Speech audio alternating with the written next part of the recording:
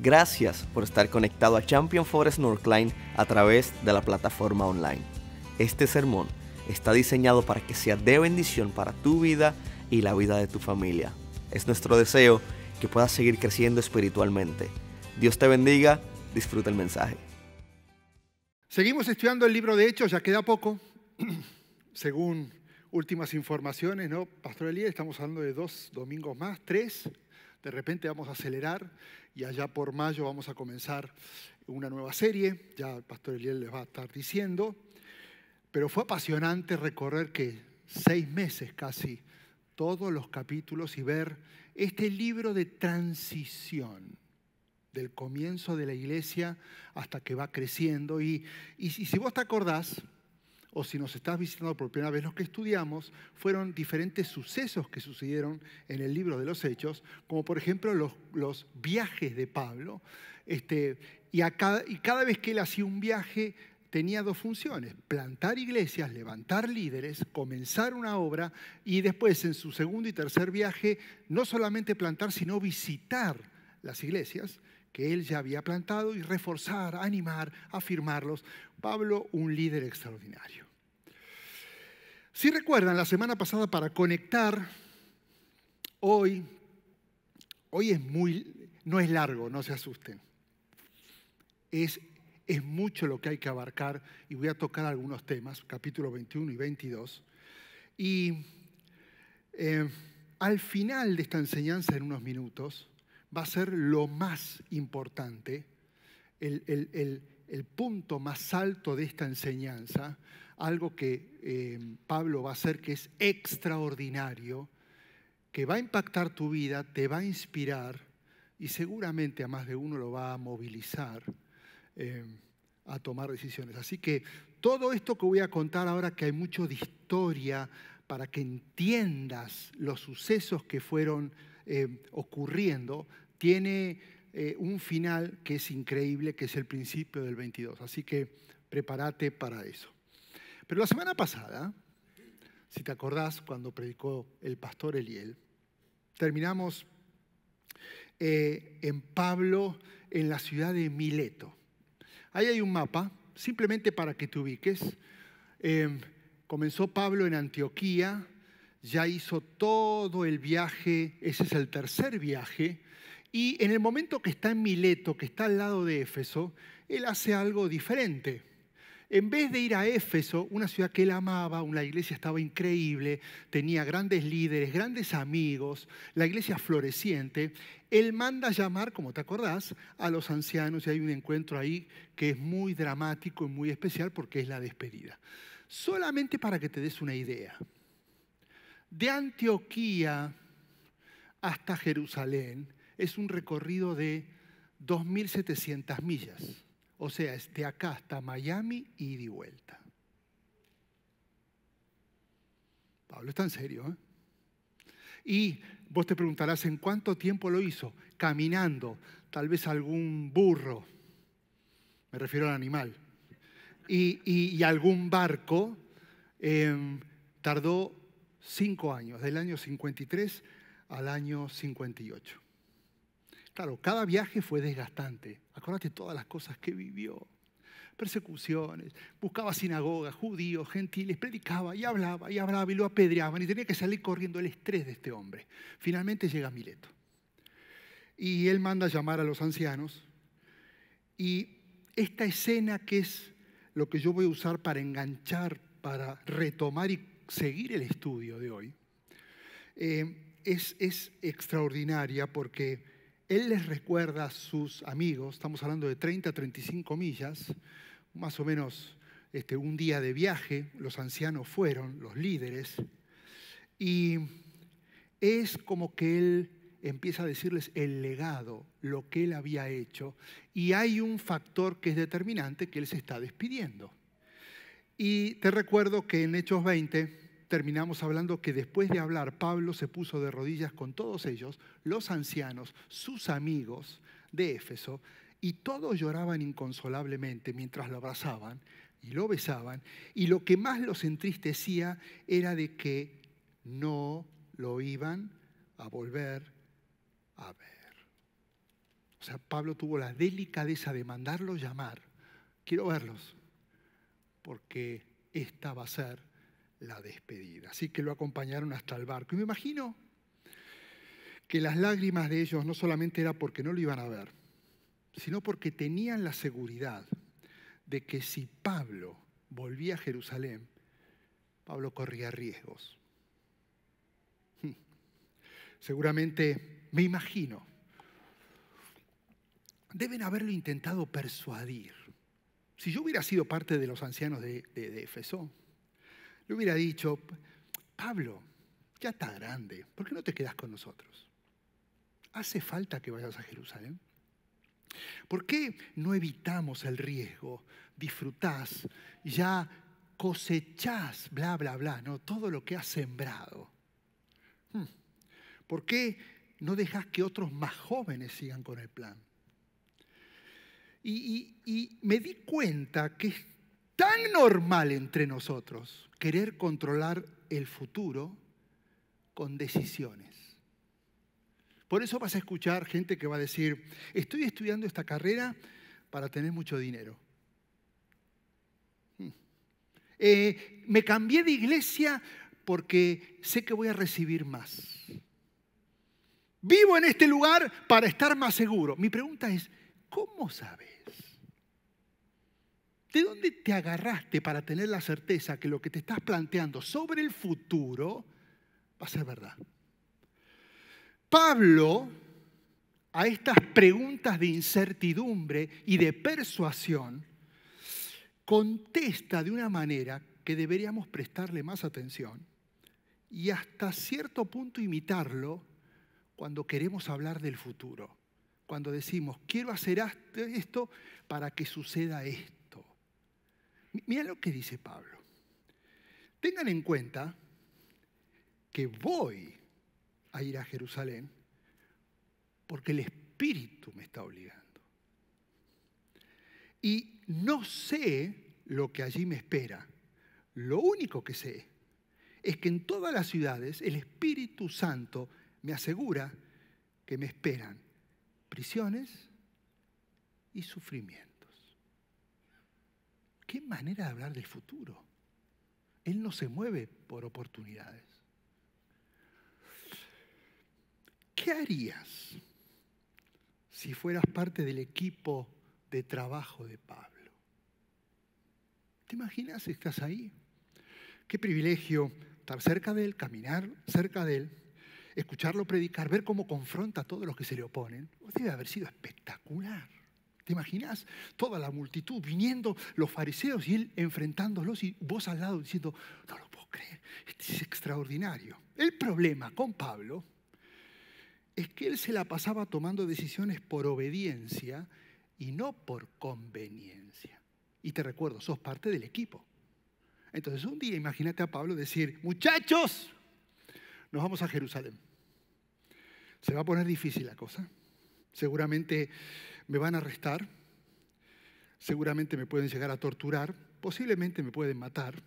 La gente se va a enojar cuando se entere que estoy allá, pero como Dios me lo está pidiendo a través del Espíritu Santo y como estoy listo para morir por Jesús, voy a ir.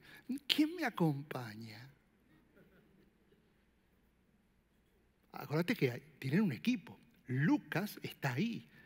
Y me imagino que él le habrá dicho, ¿para qué rayo me puse a escribir este libro? Porque ahora él le toca ir. ¿Aceptás la invitación sobre algo que va a pasar en el futuro? Una invitación de Pablo, que lo más probable, que lo que diga que lo que le va a suceder a él, te va a pasar a vos. O la vas a rechazar porque es muy riesgosa. Hoy nada ha cambiado, ¿eh?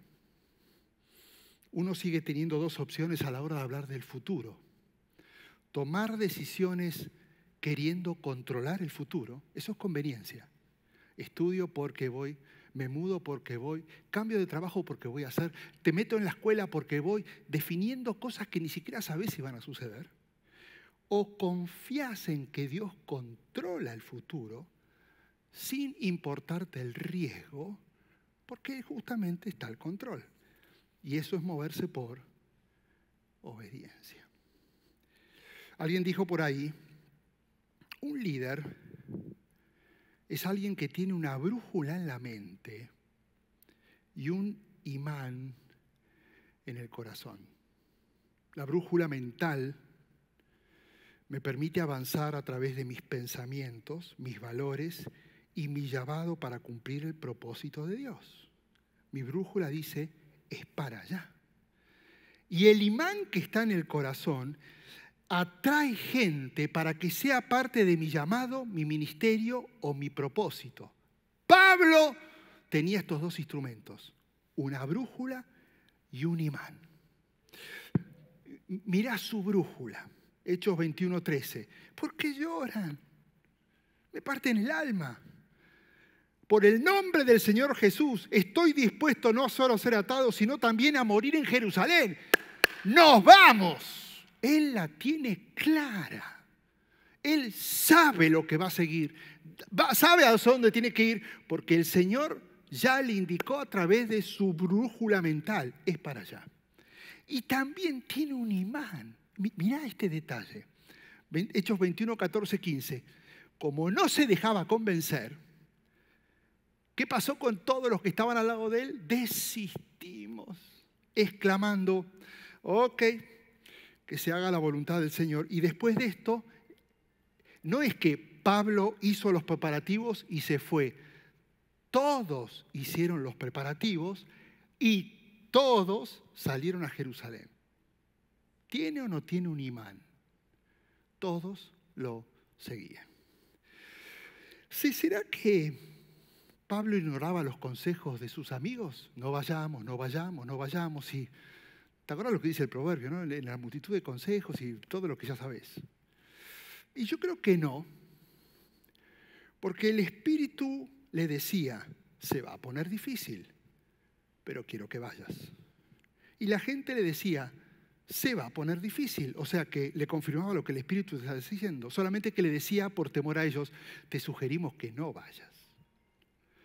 Pero como Pablo no medía la voluntad de Dios por su comodidad física, sino por el llamado, decide ir porque sabe que Dios tiene un plan y no incluye beneficios, sino sufrimientos. Me parece extraordinaria la forma de analizar y ver el futuro de Pablo. Y lo intuyó muy bien porque este viaje lo cambia todo. En Jerusalén va a estar arrestado 12 días. De allí lo llevan a Cesarea y va a permanecer 2 años en la cárcel.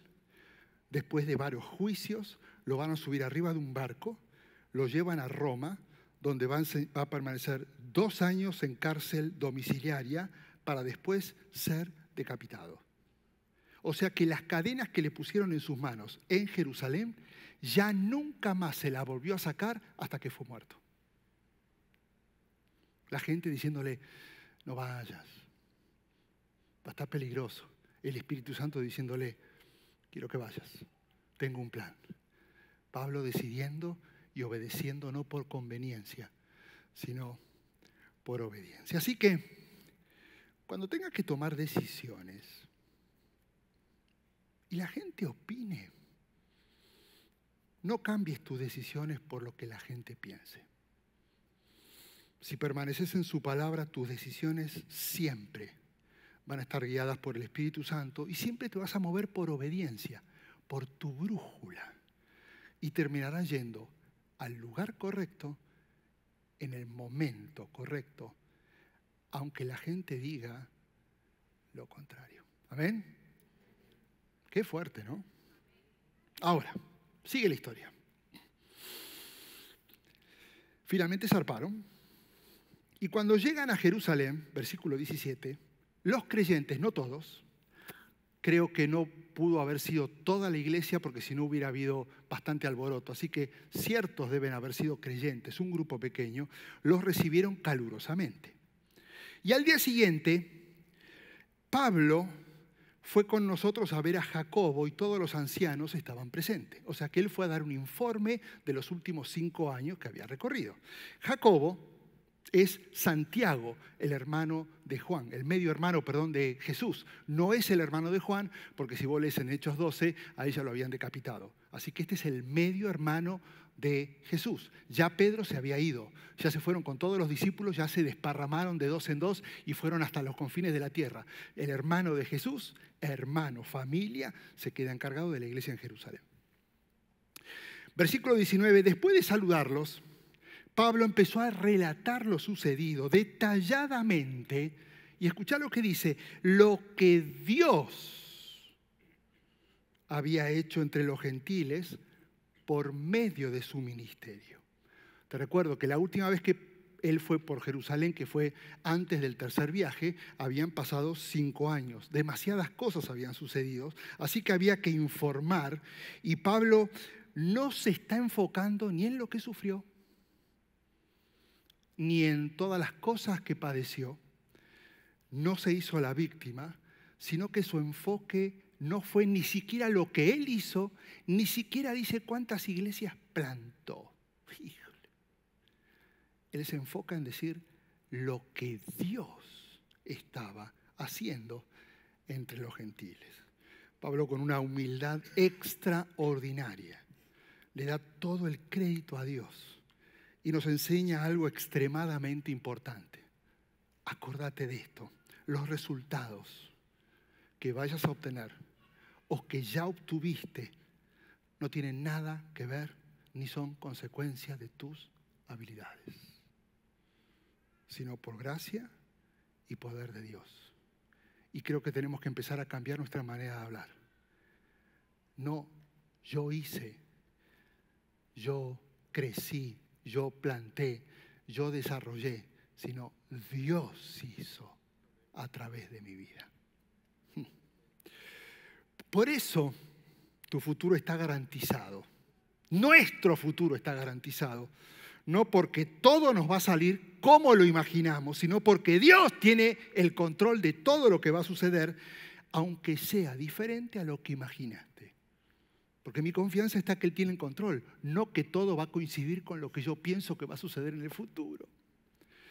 Así que cuando oyeron lo que Pablo estaba contando, versículo 20, alabaron a Dios. Esto nos confirma que el grupo que está escuchando a Pablo no se opone a lo que enseña Pablo. Porque lo que estaba enseñando Pablo hasta ese momento era demasiado controversial. Por eso tanta persecución, por eso tantas piedras. Por eso tantos azotes. Porque él enseñaba 2 puntos principalmente que a los judíos los volvía locos. Número 1, predicaba a los gentiles. Y los judíos odiaban a los gentiles porque los gentiles eran paganos, no merecían la salvación. Y si la merecían, el gentil primero tenía que hacerse judío y después alcanzar la salvación. Y Pablo le dice, se acabó. Si crees, hay eternidad para tu vida. Imagínate los judíos cómo se ponen. Y lo otro que alteraba a los judíos es que Pablo a los mismos judíos les enseñaba que ya no era necesario cumplir la ley de Moisés. Imagínate, ellos vivían para las leyes, las 613 leyes. Porque ahora Jesús sustituía la ley y la gracia de Jesús se envolvía y abrazaba la ley. Por eso se volvían locos los judíos. Ese grupo, alabando, estaba aceptando lo que Pablo enseñaba. Pero, como en todas las ciudades, el pueblo no toleró y comenzó a suceder lo mismo que sucedió en cada ciudad donde él visitó en sus 3 viajes misioneros. Resulta que llegaron judíos de la provincia de Asia y vieron a Pablo en el templo y ellos alborotaron. Estamos en la fiesta de Pentecostés, o sea que hay mucha gente en Jerusalén. A propósito, alborotan a toda la multitud, le echan mano y comienzan a gritar, israelitas, ayúdenlos. Este es el individuo que anda por todas partes enseñando a toda la gente, en eso incluyen a los gentiles, ni nombran a los gentiles, contra nuestro pueblo, los judíos, nuestra ley y este lugar. Además, metió a un griego en el templo y ha profanado el lugar santo. A ver, me tengo que detener acá. ¿Por qué están diciendo esto? Claro, los judíos se están refiriendo, versículo 19, a Trófimo. Trófimo era alguien que estaba acompañando desde Éfeso hasta Jerusalén a Pablo. Él era griego y él llegó y se suponía, creían, lo deben haber inventado, que Pablo lo había metido en el templo. Ahora vos decís, ¿cómo que lo metió en el templo? Déjame darte en un minuto una explicación para que entiendas gráficamente a qué se refieren y por qué lo encarcelan. Este es el templo. Es una base de 35 acres. ¿Sí? Ahora, dentro del templo de Jerusalén, ahora hay mezquitas musulmanas. Ese es un lugar que, por ejemplo, si vamos a Israel, no podemos entrar, porque está controlado por los musulmanes. Ahora, en ese templo tenemos por lo menos 3 grandes sectores, no puedo dividirlo más porque si no se nos iría toda la noche, 3 grandes sectores donde 3 grandes grupos de personas podían entrar. En el medio donde está edificado, obviamente que era el lugar santo, podían entrar los sacerdotes y las autoridades religiosas. Ahora, fuera, y si vas a ver una bardita blanca en este patio y en el otro patio, dentro de la bardita podían entrar los judíos que no eran religiosos ni autoridad religiosa. Fuera de la barda podían entrar, se llamaba el patio de los gentiles, porque hasta ahí podían llegar. Ahora, Josefo, que es un historiador judío, no cristiano, por eso lo que él dice y cómo afirma y él confirma todo lo que pasó con Jesús es maravilloso, porque a través de una historia de un historiador ateo que no cree, se confirma todo que es verdad. Cuando alguien te diga, no, es que no es verdad, vos decile, lee Josefo y te vas caminando. Ahora, mira esto, mira lo que dice Josefo. Dice, ningún hombre de otra nación que no fuera judío, esto es historia, podía traspasar la valla, la que viste recién. Y si alguien era sorprendido cruzando esa barda, el castigo era la pena de muerte instantánea. Había una guardia romana y los únicos que ellos no eran judíos, que podían traspasar la barda y no eran sentenciados con muerte eran los mismos romanos. Entraban, lo mataban y se salían. Ahora, lo más fácil era decir, hemos visto a Pablo con su amigo griego Trófimo, que es gentil, cruzando la valla y aprovecharon esa blasfemia para poder agarrar a Pablo. ¿Ahora lo entendés?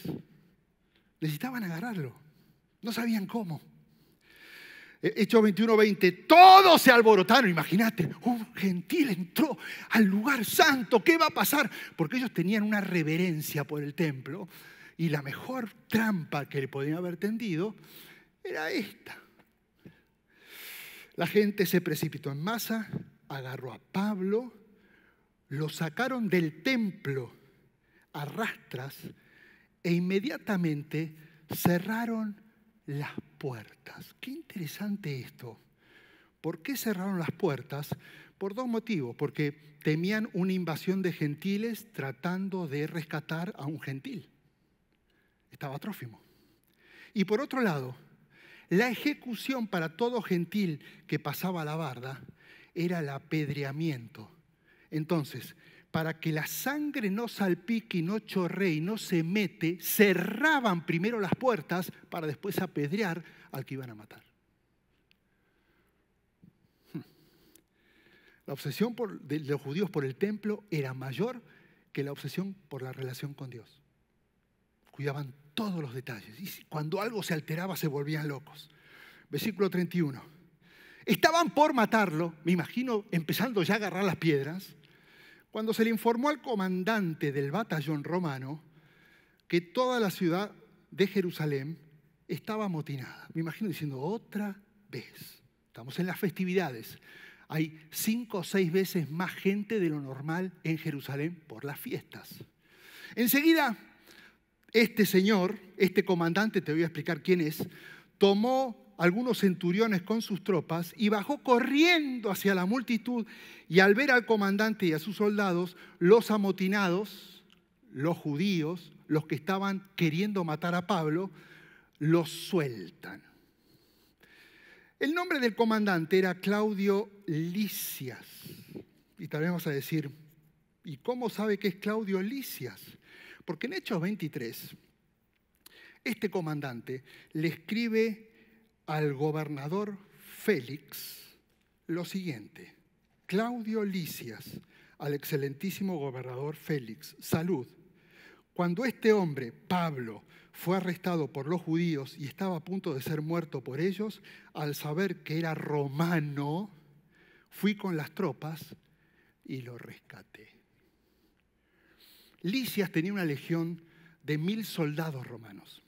Y lo único que le importaba a él, especialmente en este tiempo de festividades, era que no había disturbios. Los romanos tenían que cuidar que no haya disturbios con los judíos. Es el arreglo de paz que tenían.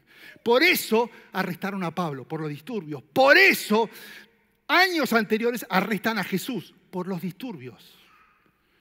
Roma no toleraba problemas con los judíos, y menos en festividades por la cantidad de gente que había. Por eso, el versículo 33 dice, el comandante se abrió paso, lo arrestó y ordenó que lo sujetaran con 2 cadenas. Te hago un paréntesis, a partir de este momento esas cadenas nunca más salieron de los brazos ni de las manos de Pablo hasta su muerte. Y sin embargo Pablo fue obediente. Luego preguntó quién era y qué había hecho. Y entre la multitud cada uno gritaba cosas distintas. Como el comandante no podía averiguar la verdad a causa del alboroto, mandó que le condujeran a Pablo al cuartel.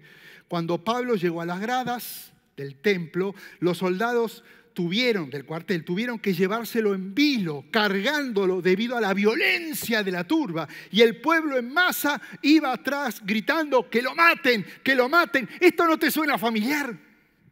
Jesús quiere ir a Jerusalén. Los discípulos le dicen, por favor no vayas, te van a matar.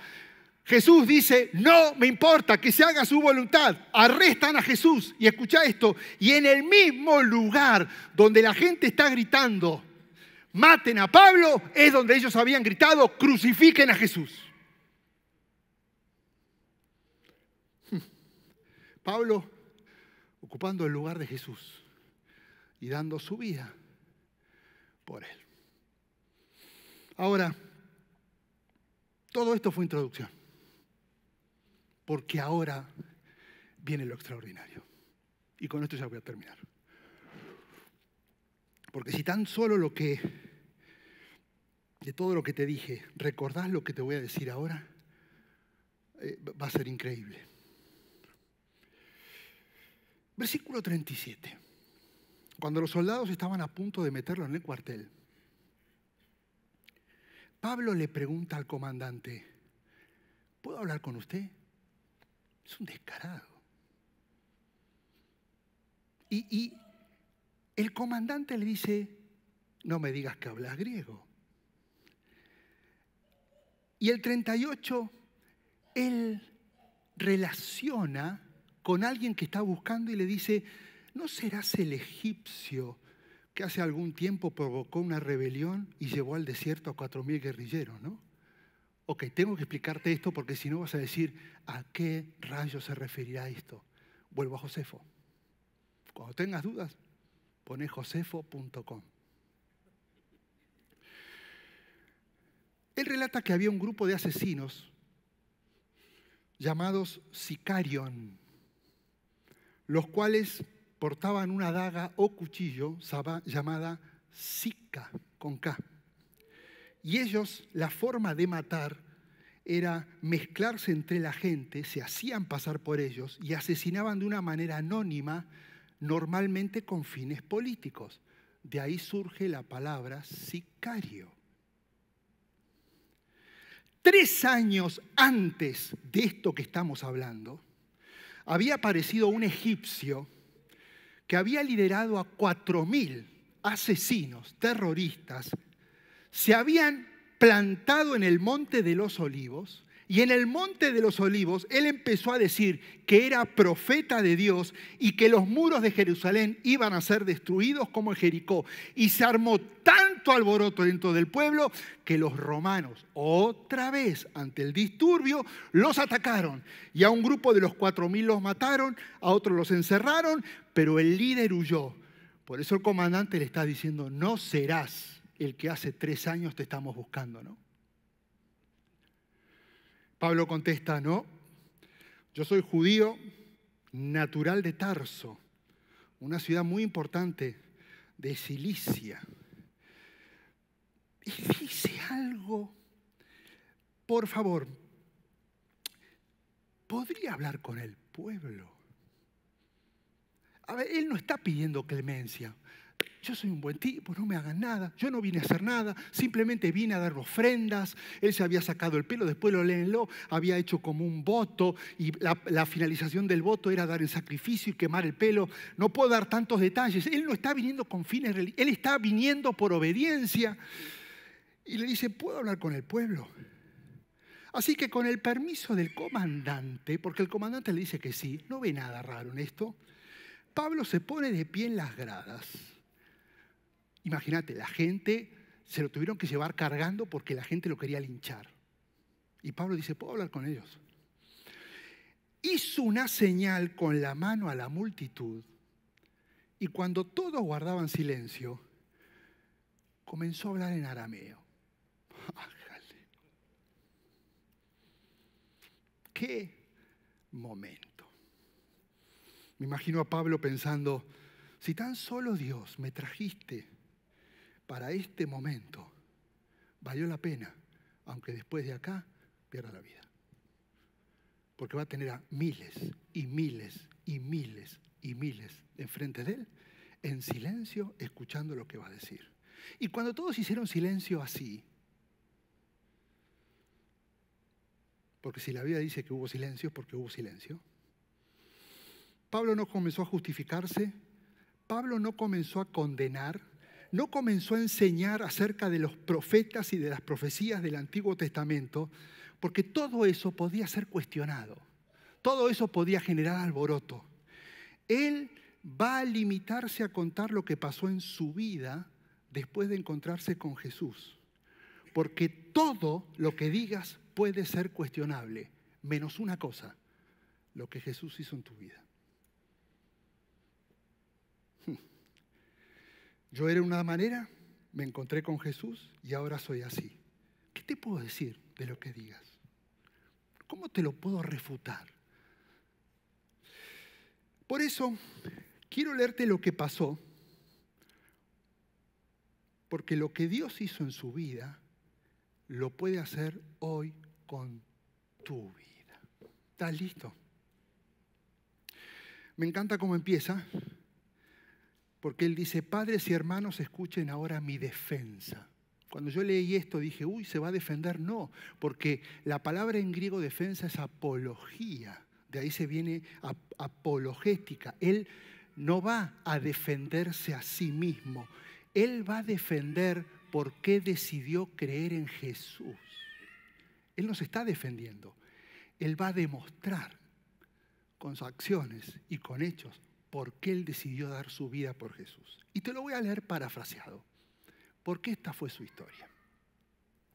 Yo soy judío, nací en la ciudad de Tarso, en la provincia de Cilicia, pero crecí aquí, en Jerusalén, miles escuchando.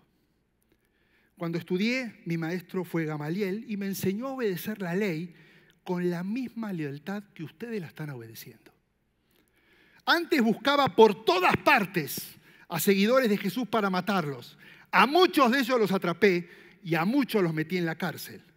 Pero un día, yendo a Damasco, como a las 12 del día, vino del cielo una fuerte luz y todo a mi alrededor se iluminó.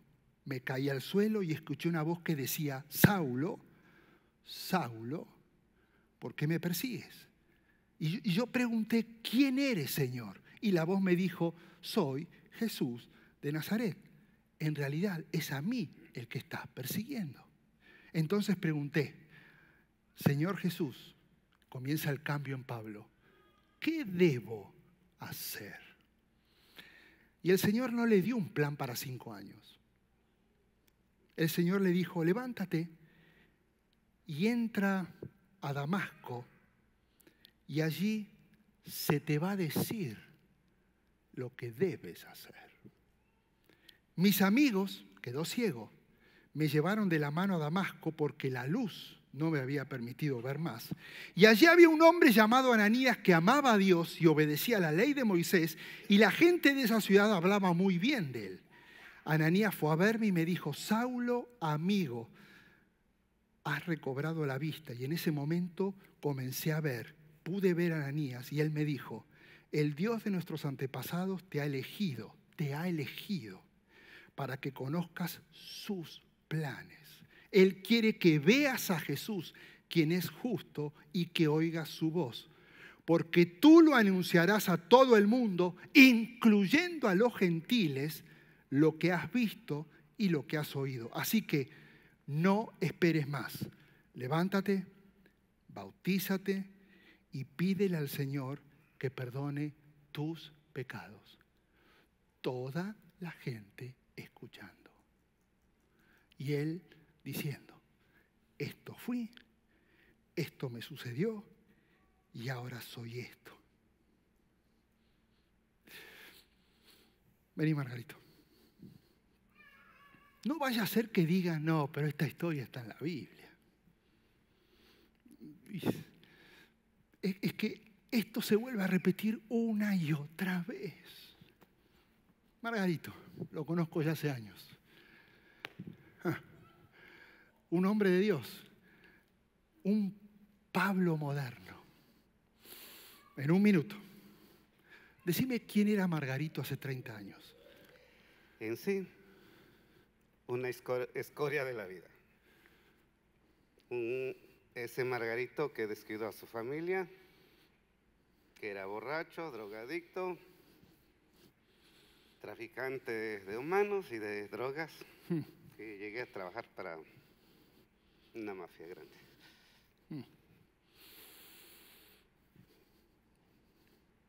¿Qué pasó? ¿Y cómo fue tu encuentro con Jesús? Lo que pasó es que cuando me di cuenta, mis hijos se habían perdido, lo mismo, en las cárceles, y dije, ¿qué hice de mi vida, de mis hijos? Un mal padre.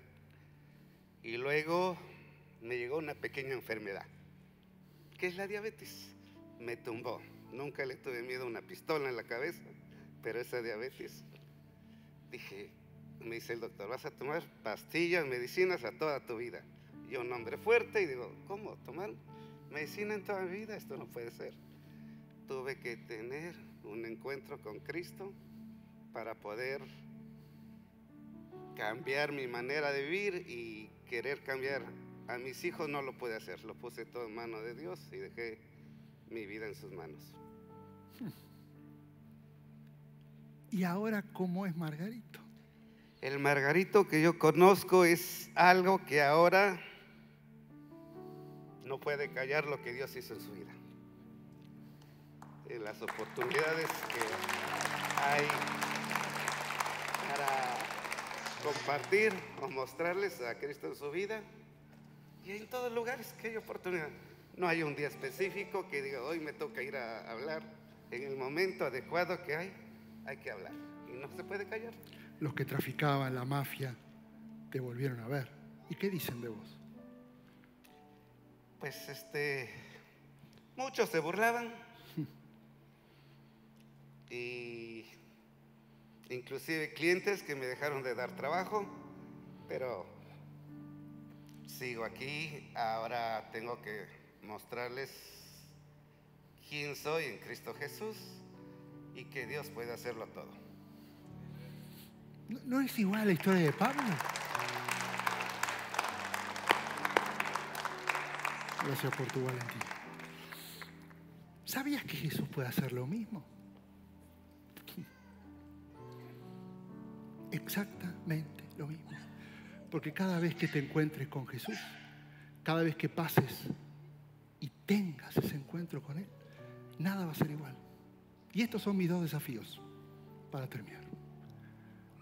No te calles lo que Dios hizo en tu vida.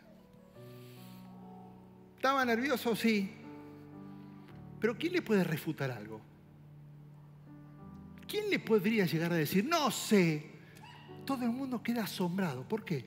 Yo era así, me pasó esto y ahora soy así. Se burlan, no me importa, no me va a detener nadie. Pablo. Así que, si vos querés invitar a alguien y querés que vea a Cristo, contale lo que pasó en tu vida. No te calles y aprovecha toda oportunidad, como Pablo. Y el segundo desafío, tal vez hoy estás acá y hoy viniste acá diciendo, me trajeron, me invitaron, estoy vacío, necesito un cambio en mi vida porque hoy yo no puedo hablar de lo que era, soy así. Y necesito recuperar mi familia, necesito recuperar mis hijos, necesito hacer cambios. ¿Sabes cómo viene el cambio? Con Jesús. Así que quiero que hagamos algo. Y con esto vamos a terminar. Cerra tus ojitos. Y quiero que hagas la misma oración que hizo Pablo, seguramente en Damasco, y la misma oración que hizo Margarito cuando se enteró que tenía diabetes en el hospital. La misma. Simple. Pero es una oración que transforma todo. No solamente tu vida, tu entorno. Todos los que te rodean, todo, nada vuelve a ser igual. Y quiero que la hagas en fe, con seguridad. Y me ayudes y repitas en voz alta esto. Señor Jesús, creo en ti.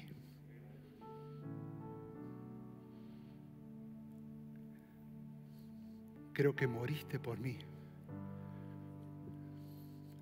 y resucitaste.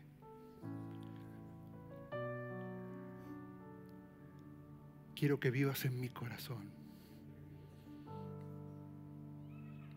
Quiero comenzar una relación contigo. Confieso mis pecados. Me arrepiento y decido seguirte. Quiero que vivas en mí para siempre. En el nombre de Jesús. Amén.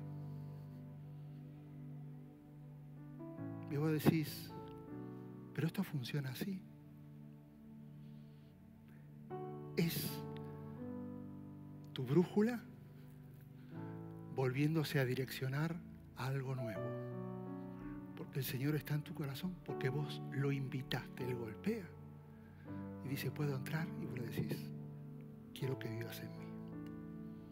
Ahora comienza otro desafío, que es caminar y empezar a dar los siguientes pasos. Para eso estamos nosotros como familia, para ayudarte.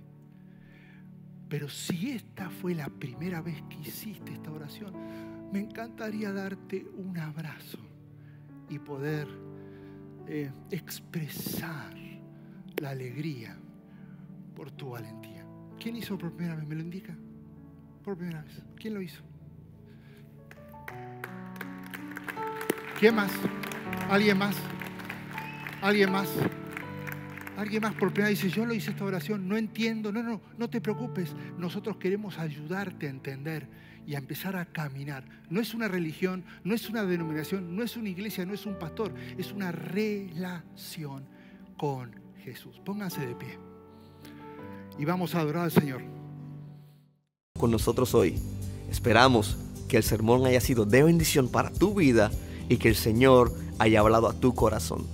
Si todavía no has aceptado al Señor Jesús en tu vida, quisiera invitarte a que hagas esta oración junto a mí, la oración más importante que un ser humano puede hacer. Repite después de mí. Señor Jesús, hoy te acepto en mi corazón y te reconozco como mi único y exclusivo Salvador. Escribe mi nombre en el libro de la vida. En el nombre de Jesús. Amén. Nosotros creemos que si hiciste esta oración, vas a poder disfrutar de una eternidad junto a nuestro Padre Celestial en el lugar que ya Él ha preparado para nosotros. Quisiera invitarte a que nos puedas acompañar a Champion Forest Northline. Para más información puedes ir a championforest.org/Northline. Dios te bendiga, te espero la próxima semana.